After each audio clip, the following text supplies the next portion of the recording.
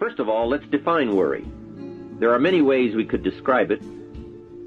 Worry is fear painting pictures in your mind. And if you watch that mental movie too long, you get a false picture of how things really are. Worry is a mental broadcasting station, and more often than not, it is false or at least distorted propaganda. Worry has that sneaky way of stopping short of giving you all the facts. Worry is often the trickery of mentally filtered facts on the negative side and the bold declaration that these are all the facts. Worry has the mental audacity to suggest that the elevator only runs one way, down. Many times worry is a 5-alarm bell for a wastebasket fire. And worry is a depletion of constructive emotion. It's wasted mental energy. It's like letting the starter run the battery down when the car won't start. And worry is most often a lack of all the facts, a lack of full understanding, a lack of total information, and an unpreparedness of ability, knowledge, talent, courage, faith, and all the other virtues. That should give us a better definition of worry, and remember, left unchecked, it can become like a mad dog loose in the house, and the sorrow and pain and regret is too large a price to pay not to do something about it, and to do it now. You see, if you contemplated the total sum of human suffering long enough, it would drive you mad. You must understand how life is. Human suffering, man's inhumanity to man, war, disease, poverty. But it must be in what I call its rightful ratio of your mental and emotional time. So much for what worry is. The next question is, what can I do about it? What is the first step? My best advice on this is to first recognize worry for what it is, admit what it does, and then decide you now want to be free. It first starts with decision on your part. And may I add, well, you should decide. Why let worry continue to take money out of your pocket and bank account? Why let worry any longer keep you from becoming all you can be? Why let it rob you of better friendships, better business, better profits, better results, better communication, better family relations? Why impose your worry on others any longer? It's a burden you can get rid of and a monkey you can get off your back. Why not be rid of those sinking, nagging feelings that all is not going to be well, that you can't do it, that it won't work out for the best? Worry is undue concern that takes up too much of your mental and emotional time.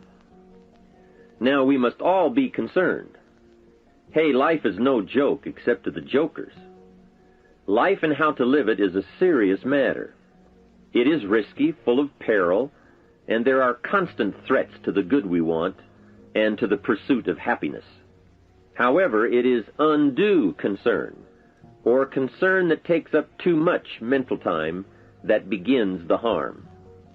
It's like a family planning a wonderful trip.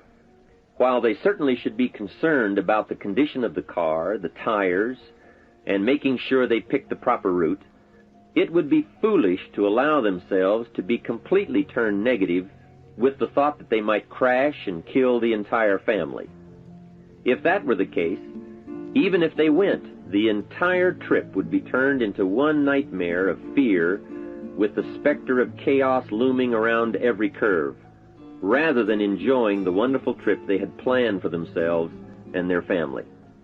A lot of people do that with their entire life. So, start to make these declarations. And if you mean it, they will start you on your way to confidence and adventure, free of the worry habit. Say first, I've had it with worry. I'm tired of being beaten down and hassled with all those negative mental pictures. I refuse to be tricked by false facts. I'm really not that weak.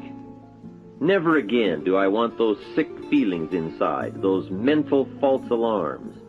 I'm tired of the drain on my resources. I'm tired of the embarrassment of the lack of confidence. I don't want people, especially my family, to see me in this state anymore. I've got more to offer. I refuse to let my life be short-circuited any longer by letting my mind run wild with a distorted view of the facts, whether I bring it up or if it comes from someone else. Prove it to yourself. Think back over all the things that you worried about, all the fantastic, catastrophic events that your well-meaning advisors had told you were going to happen. Be pleased that none of them ever happened to you, or else you would not be alive today. 90% of the things you worry about never happen anyway. All of us have had these well-meaning advisors who want to appear larger in the eyes of those they wish to advise, and who immediately rear back and describe every single bad option they can think of that might possibly happen. By the time they have finished, the one who has come for some confidence and some help wonders why he even bothers to live anymore. And the fact is, those things are never really going to happen anyway. Bring to question now what your mind tells you or what others tell you, and pledge not to go for false alarms. "I've had it" is a good beginning. This first step will start you arguing with your worry thoughts. Soon you will start to examine your fears and worries to see if they are valid, and you won't let your mind play those mental tricks any longer.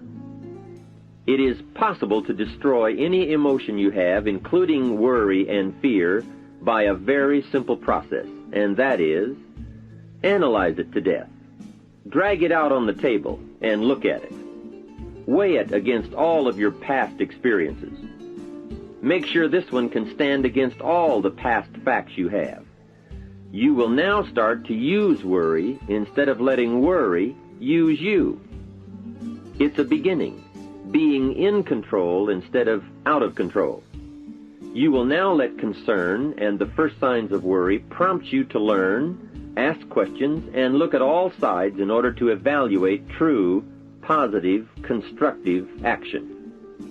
Now you can say, "I will let fear advise me of the facts, but I won't let fear tell me these are all the facts. Nor will I let fear determine my reaction to the facts. I will gladly take up the war of faith over doubt, reason over fear, and positive expectation over worry." So talk to yourself right now into a change of attitude. Be persuasive. Go all out. Show yourself the hell if you don't, and the good life of answers and progress if you do. Say to yourself, "What a fantastic feeling it must be to stop the panic drain on my mental energy, emotion, and physical strength. Imagine putting all that saved energy and emotion and strength into my action plans for the good life." Hey, accept the challenge. Believe your beliefs, doubt your doubts, stay on the campaign to give worry a bad time. Like being your own conscientious judge, say, "I've had it with the presentation of a one-sided story. I sustain the objection that worry has failed to bring out all the facts. I despise these mental courtroom maneuvers that try to belittle my client, me. I demand the whole truth, and if worry will not be silent, I may cite him for contempt of the court of reason." Call up that scene often when worry wants to hassle you with the same old tricks and the same old results. It will work every time. Okay, let's move on to some really positive steps. If you can survive all that has happened to you up to this moment in your life, in spite of doing and thinking many of the wrong things, imagine how you can succeed by now starting to do some of the right things.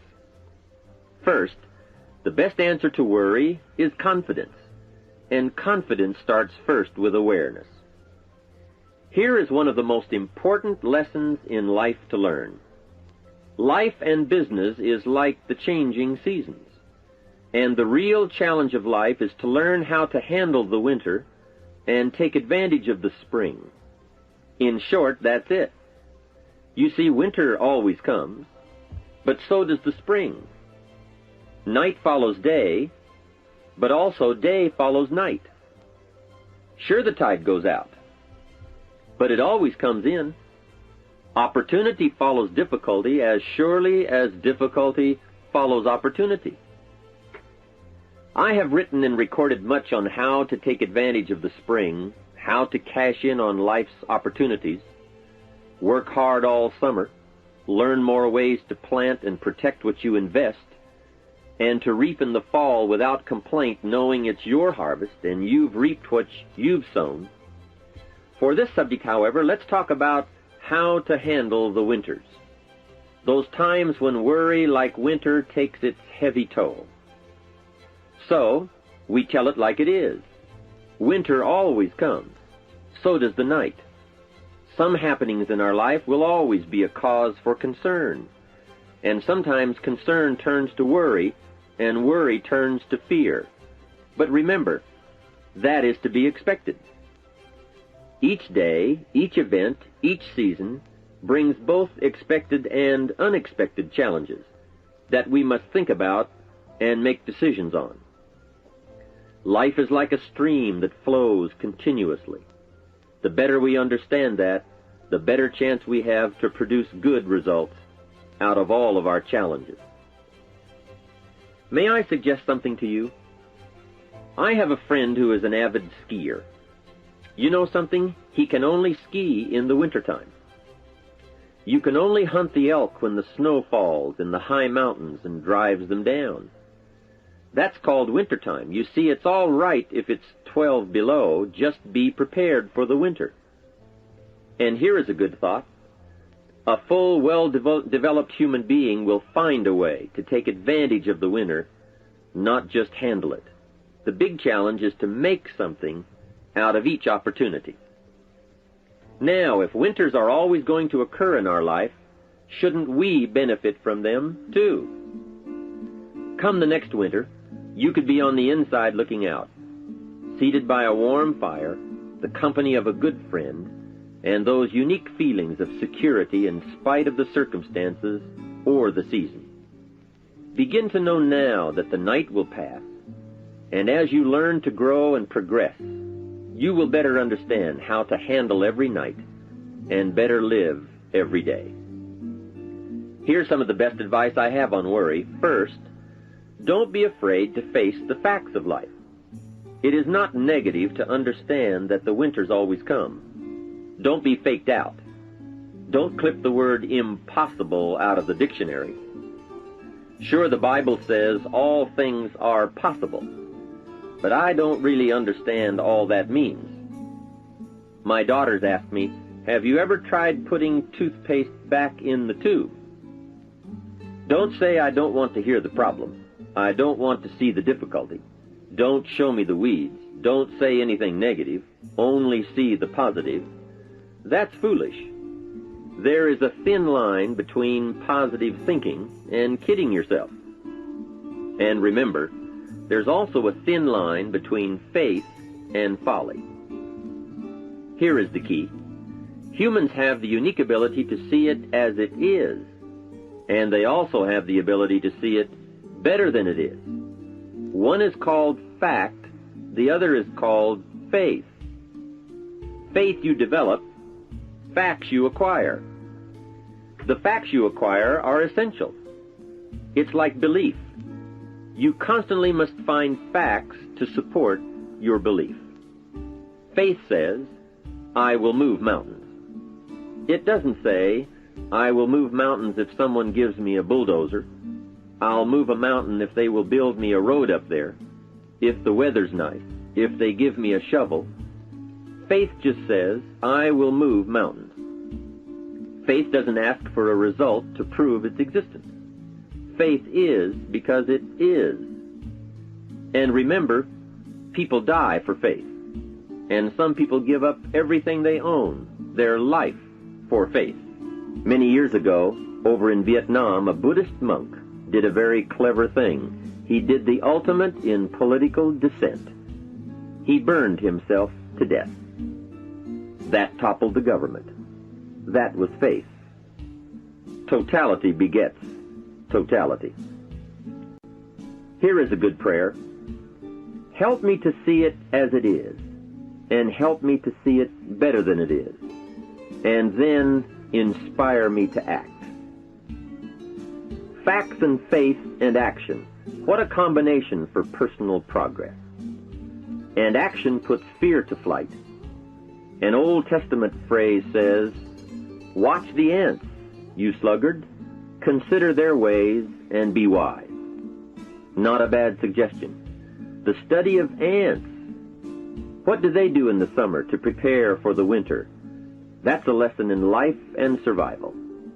Happiness, wealth, peace, security, success, safety, friendship, reward, results, and all human achievement comes from a growing ability to understand and handle the changing seasons. And so we come right back to the theme of our entire enterprise, self-development. Learn to work harder on yourself than anything else. The key to all success in economics or mental health is self-development. It will all change for the better when you change for the better. It's what you become that really counts. And you are the only variable. So a good statement is, you can't be all positive. You can't be all confident. You can't be all faith. But confidence and faith and courage and inspiration can dominate worry and fear. Physical and emotional forces are always at work, and something will win and conquer. Make sure you give yourself the best chance to get mental and emotional domination over all of your challenges. And here is one of the master keys to the good life: developing the intelligence and accepting the challenge of putting all of your emotional experience into their rightful ratio. Beginning this progress can bring about the most dramatic changes. You see, disappointment is like winter. It always comes. It is foolish to say, "Don't be disappointed."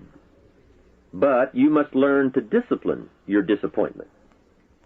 If it dominates 51% of your time, you're in trouble. Continued heavy disappointment is like 12 months of winter, and 12 months of winter leaves very little alive. Use the guidelines of seasons to adjust to all the meaningful things that happen to you.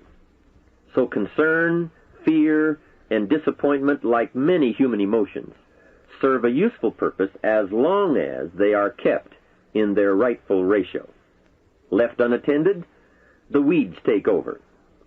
Disappointment rules. Worry breaks loose. Fear gets the upper hand, and doubt moves in. But managed, worked, given human action with will and knowledge and purpose, and gardens overcome weeds. Faith overcomes doubt, and confidence pushes worry into a small place. The second major key to mastering worry is to respond. Build up inside of you that heavy desire to be free, to get on with building your life and lifestyle. Too much is waiting to delay. Take a new look at your opportunities. Figure out new ways to seize them immediately and make them work for you. And here is a key. Bring a new dedication that you will master yourself with enough discipline to be more than qualified to do the present job and prepare yourself for the next move up. Expose yourself to every stimulation possible that will put all this in perspective. Now let's move on to a very important point, and that is, the best answer to worry is confidence. First, self-confidence. I can better handle next.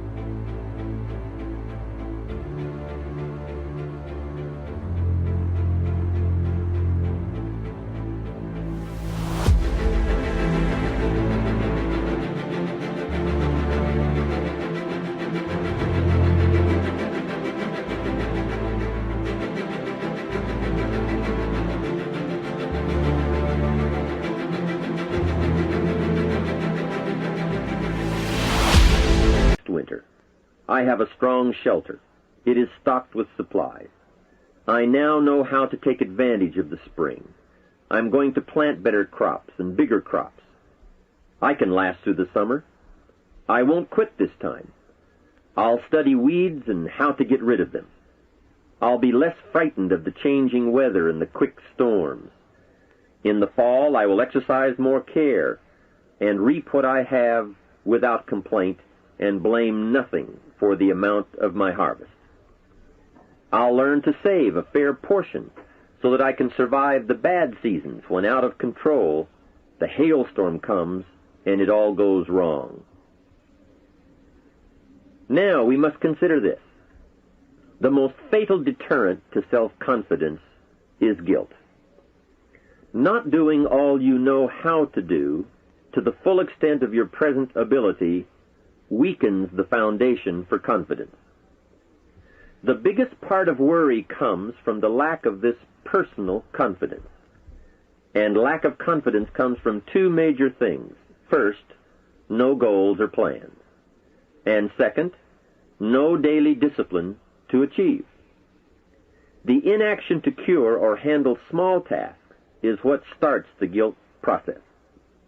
And that always tends to make you look at what's wrong and expect the worst. So listen to the voices of creative experience. Let nature, experience, wisdom, books, everything speak to you and teach you. Remember, both opportunity and challenge await action. Everything yields to diligence.